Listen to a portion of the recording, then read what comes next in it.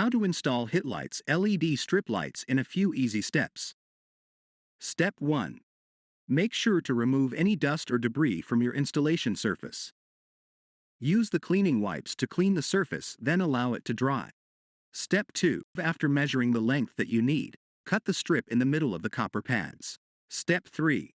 Gradually peel off the backing from the adhesive of your strip lights as you apply it onto the installation surface. Step 4. Plug it to your power source, and there you have it. If you have any questions about your Hitlights LED strips or need help with your lighting project, give us a call or an email. Our team is always ready to assist you. Thank you for watching.